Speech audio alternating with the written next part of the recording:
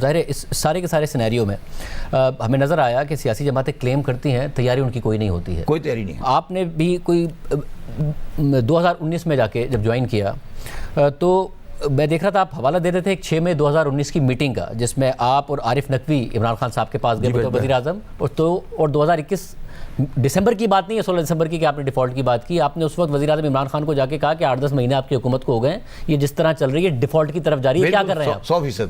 پھر کیا ہوا؟ یہ بات ہے 7 یا 6 اپریل 2019 کی. جب عمران خان کی گورنمنٹ کی پرابلم آئی تو میں اور عارف نقوی صاحب عمران خان کے پاس گئے.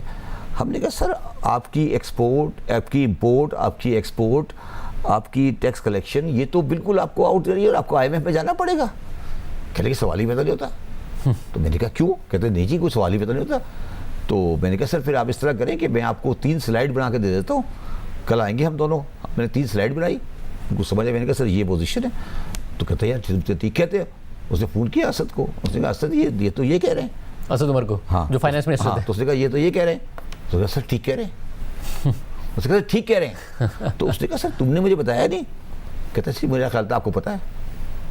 اسد عمر وزیر اعظم عمران خان کو کہہ رہے ہیں مجھے لگا آپ کو پتا ہوگا کہ ڈیفالٹ والی صورتحال پیدا ہو گئی. نہیں یہ حالات ہو گئے. یہ حالات ہو گئے. اس کے بعد 3 دن بعد آپ کو پتا ہے آپ کو چینج کرنا پڑ گیا. آپ کو 3-4 دن بعد اسد عمر صاحب کو ریپلیس کیا. یہ چینج کیا گیا نا. یہ آپ کو یاد نہیں, اس سے پہلے ہم یہ بار بار کہتے تھے کہ ہم IMF میں نہیں جائیں گے کہتے تھے نا. بالکل. مگر وہی نہ صرف یہ کہتے تھے بلکہ جو کہہ رہے تھے کہ آپ IMF پروگرام میں چلے جائیں ان پر تنقید کرتے تھے اسد عمر صاحب کہ بھائی یہ جو بہت بڑی بڑی باتیں کرتے ہیں اور ذہنی طور پر غلام ہیں, ہم اپنے ٹرمز پہ جائیں گے جب ہمیں جانا ہوگا. یہ 5-6 اپریل 2019 کی بات ہے. اس کا ٹھیک ہے. پھر حفیظ شیخ آئے, پھر رضا باکر آئے, پھر پورا سسٹم چینج ہوا. آپ مجھے بتائیں کیا یہ ریئلٹی نہیں ہے؟ کیا یہ ریئلٹی ہے؟ اور میں وہی کہہ رہا ہوں نا کہ ہمارا مسئلہ یہ ہوتا ہے کہ ہم پی ایم کو کیا کہہ رہے ہوتے ہیں. سوال یہ نا کہ ہم پی ایم کو کیا کہتے ہیں. ابھی آپ اس پہ ابھی آپ دیکھ لیں نا, ابھی آپ یہ IMF پروگرام سے جون کے ارلی جون میں ہم یہ کہہ رہے تھے کہ IMF چاہتا ہے ڈیفالٹ میں چلے جائیں. ہم نے بیان دیا تھا نا, ہمارے وزیر خزانہ نے بیان دیا تھا. کیوں دیا تھا؟ دیکھیں آپ ایک آدمی سے کل, میں نے ان کو بھی کہا تھا ٹی وی پہ آ کے کہ بھائی یہ نہیں کہیں انہی سے پیسے لینے کل آپ کو, اور وہی ہوا پھر آخر میں ماننی پڑی بات ہے. مطلب وزیر اعظم کو لٹرلی کالیں کرنی پڑی, خط لکھنے پڑے, ملاقات کرنی پڑی, جنہیں آپ آنکھیں دکھا رہے تھے آنکھیں جھکا کے پیسے جا کے لینے پڑے. دیکھیں جب کوئی وزیر اعظم IMF کو ٹیلی فون کرے تو اس کا مطلب ہوتا ہے کہ وزیر خزانہ کے ساتھ اس کی ڈیڈ لاک ہو چکی ہے. میں بھی ڈیل کرتا رہا ہوں نا, تو ہم عمران خان کے بعد اس وقت جاتے تھے جب ہمیں یہ لگنا ہوتا تھا کہ یار اب کچھ نہیں ہو سکتا. میں آپ کو مثال دیتا ہوں, کنسٹرکشن کی اسکیم آئی, اس میں ایک ایمنسٹی تھی. اب وہ IMF والے ایمنسٹی نہیں مانتے تھے, تو شیخ صاحب کی ڈیڈ لاک, شیخ صاحب نے کہا میں نہیں کروں گا. تو پھر وہی بات کرنی پڑی اسے جا کے, تو وہ پرائم منسٹر نے بات کی. تو پرائم منسٹر کے آنے کا مطلب ہی یہ ہے کہ باقی سب ناکام ہو چکے ہیں, ٹوٹل زیرو ہو چکا ہے.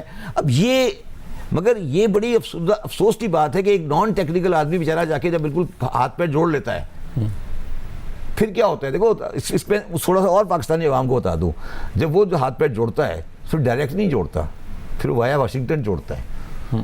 تو وہ پھر آپ دیکھیں پھر اس کے لیے کنسیڈریشن ہوتی ہے, پھر شرمندگیاں ہوتی ہیں, کمپرومائزز ہوتے ہیں.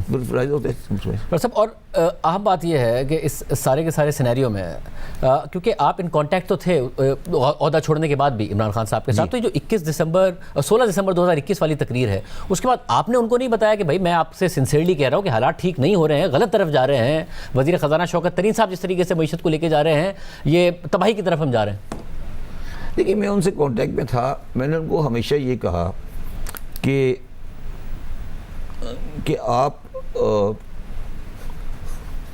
نے غلطی یہ کی ہے کہ جو آپ کا اکنامک کا وزٹ تھا, جو آپ کو اکنامکس میں تھوڑا بہت آپ کو اکنامکس میں پبلک کو ساتھ لے کے چلتا تھا, جہانگیر خان ترین, اس کے ساتھ آپ نے ایک بڑا ڈیڈ لاک کیا.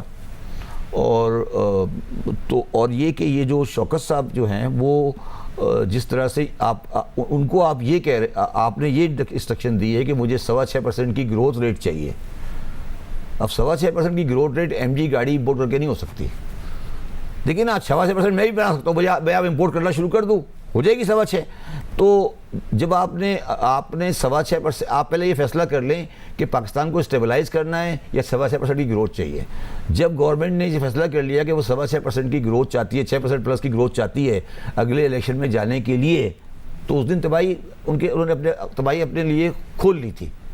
خود ہی کھول لی تھی کہ آپ کو پتا ہے کہ کوئی انڈسٹری ایکسپینڈ نہیں ہو رہی ہے, گاڑیاں بنا کے لارجسٹ آپ گاڑیوں کو اسمبل کر کے آپ اگر کہتے ہیں کہ میری گروتھ ہو گئی ہے, یہ بات خان صاحب کو سمجھ آ گئی تھی, اور خان صاحب کو یہ بات بڑی اچھی طرح پتہ تھی کہ جو اکنامکس وہ چلا رہے ہیں اس اکنامکس کی بنیاد پہ وہ اگلا الیکشن نہیں جیت سکتے. اس لیے ڈاکٹر حفیظ شیخ کو ہٹایا گیا؟ نہیں حفیظ شیخ نہیں, میرا مقصد ہے دیکھیے میں وہ کہہ رہا ہوں نا کہ حفیظ شیخ کو ہٹا کے اس لیے شوکت علی صاحب کو لایا گیا نا, کیونکہ حفیظ شیخ صاحب ایک کنزرویٹو آدمی تھے کہ بھائی آپ نے اکانومی کو اسٹیبلائز رکھنا. اگر یہ گورنمنٹ چلتی رہتی شیخ ترین صاحب کی, تو پارٹی کو الیکشن میں 5% ووٹ بھی نہیں ملتا, کیونکہ وہ اکنامکلی کلیپس کر جاتے by the and of the term. یعنی آپ کہہ رہے ہیں جس طریقے سے عمران خان صاحب کی حکومت جا رہی تھی ٹرم کے اینڈ تک کولیپس ہو گیا ہوتا پاکستان. نہیں, اکنامی کلیپس ہو جاتی ہے, ان کو گورنمنٹ کی پاپولیٹی نہیں ملتی نا, میرا مقصد کہنے کا ہے نا. آپ کہہ رہے ہیں اکنامکلی پاکستان کولیپس کر جاتا, پاکستان نہیں کولیپس کرتا, اور جو رول پاور میں ہوتا ہے وہ کولیپس کرتا, تو وہ تو پہلے ہٹ کے تو ان کو ایک سمجھ لیں ایکسکیوز مل گیا نا ان دیٹ سینس. یعنی اس گروتھ کا فائدہ نہیں ہونا تھا جو کہ اتنے بڑے کرنٹ اکاؤنٹ, کیونکہ مسلسل ریزروز گر رہے تھے, $10 ارب سے بھی کم ہو گئے تھے, $17.5 ارب کا کرنٹ اکاؤنٹ ڈیفیسٹ ہو گیا. شاہ زیب مسئلہ پتہ ہے کیا ہے, ہماری ساری گورنمنٹیں اپنے آخری سال میں ایک گروتھ بنا دیتی ہیں, اور وہ گروتھ آخری سال میں جا کر پاکستان کے ریزرو کی ایسی کی تیسی پھیر دیتا ہے. جو خاقان عباسی کی آخری گورنمنٹ دیکھ لیں, اس میں ہائیسٹ گروتھ پاکستان کا $19 ارب. ٹھیک ہے, تو یہ جو ہمارا طریقہ ہے نا کہ ہم ہر آخری سال میں بیٹھ کر ایک الٹی پلٹی گروتھ بنا دیتے ہیں وداؤٹ اینی تھنگ, اور یہی ہم یہ کرنے جا رہے تھے. تو اس میں یہ پاکستان کے ساتھ جو ہونا تھا وہ ہوتا, مگر ان کی پارٹی ختم ہو جاتی اکنامک پوائنٹ آف ویو پہ. سب, اور آپ کے اگر آپ ساتھ ہوتے تو کیا آپ کا یہ مشورہ تھا, کیونکہ ذرا اس ایک جو فیصلہ ہے اس کے ذمہ دار تو شوکت علی صاحب نہیں ہے, تو عمران خان صاحب کا اپنا فیصلہ تھا کہ جاتے جاتے وہ ڈی ریل کر گئے IMF کا پروگرام, سبسڈیز اناؤنس کر گئے بجلی پر, ساتھ میں پیٹرول پر. آپ کا مشورہ یہ ہوتا انہیں, آپ سمجھاتے, یا انہیں سمجھ میں آنی نہیں تھی جتنا آپ نے ساتھ کام کیا, کیونکہ شوکت علی صاحب فور اے فیکٹ میں جانتا ہوں کہ اس چیز کے حامی نہیں تھے کہ یہ ہونا چاہیے, مگر پھر بھی وہ کر گئے جاتے جاتے. دیکھیے نہیں, میرا پتہ ہے کیا ویو ہے, میرا ہمیشہ یہ ویو ہے ان کے بارے میں کہ بلکہ پاکستان کی اکنامک ٹیمز کے بارے میں کہ ان کا ہوم ورک کمپلیٹ نہیں ہوتا, اور ان میں سے بہت کم لوگ ہیں جو پرائم منسٹر کے سامنے بول سکتے ہیں.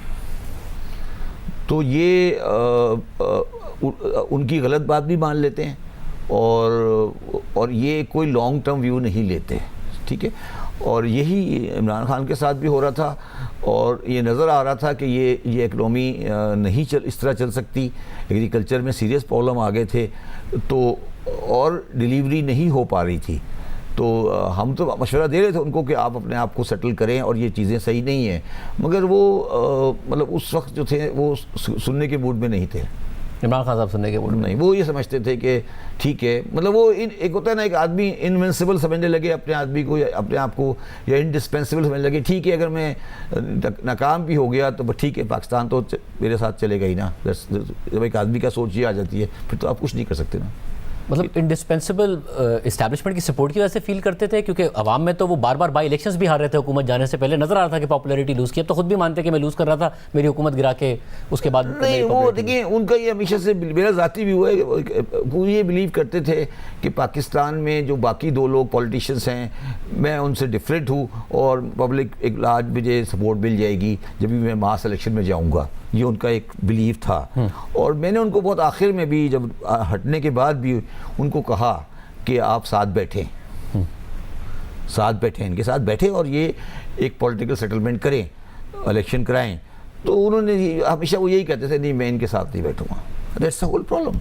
That's where he collapsed basically. اور آپ سمجھتے ہیں کہ بہتر ہوتا اگر ان کی اپروچ ڈیفرنٹ ہوتی؟ دیکھو ان کا بلیو ہے کہ میں اگر باہر بیٹھ جاتا ہوں تو میں بھی اسی کیٹیگری میں چلے جاتا ہوں, مگر میرا سوال یہ ہے کہ یہ تو آپ کا پرسیپشن ہے نا, آپ کہہ رہے ہو کہ میں برابر ڈفرینٹ ہوں, مگر کیا مگر جو ان کو جوائن کرتا ہے وہ تو اس کے تو گناہ معاف کر دیتے ہیں, وہ جس کو پنجاب کا سب سے بڑا ڈاکو کہتے تھے پارٹی کا صدر بنا دیا. وہی تو میں کہہ رہا ہوں نا. تو یہ جب آپ میرا ذاتی ویو ہے کہ ان کو آخر تک یہ آفر کی گئی تھی, کی جا رہی, شاید ابھی بھی کی جا رہی ہو, کہ بھائی آپ ساتھ بیٹھے بات کریں. یہ تو کوئی بات نہیں ہے نا کہ یار یہ ABCD سے میں بات ہی نہیں کروں گا, یہ تو نہیں ہو سکتا نا. تو یہ جو چیز ہے نا, میرا اپنا خیال ہے اس ٹینجنٹ پہ بات نہیں جانی چاہیے تھی, اور وہ چلی گئی جاتی. اور آپ دیکھ لیں سارا ایشو یہی ہے, اور باقی کوئی ایشو ہی نہیں ہے کہ یہ آپ کہتے ہیں کہ ABCD سے بات نہیں ہونی چاہیے. اگر ABCD بات اگر پولیٹیکل ریئلٹی ہے تو بات کرنی پڑتی.